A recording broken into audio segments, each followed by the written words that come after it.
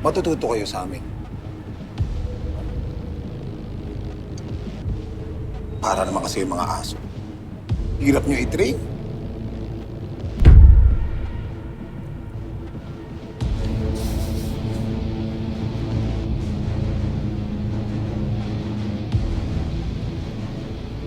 Ibig sabihin ng tingin na yan.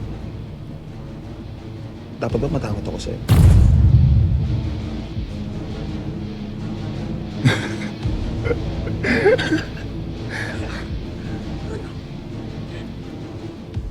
Crush mo yata ako eh, no?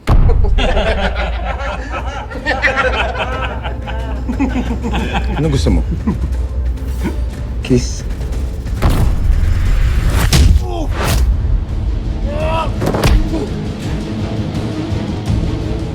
Boss!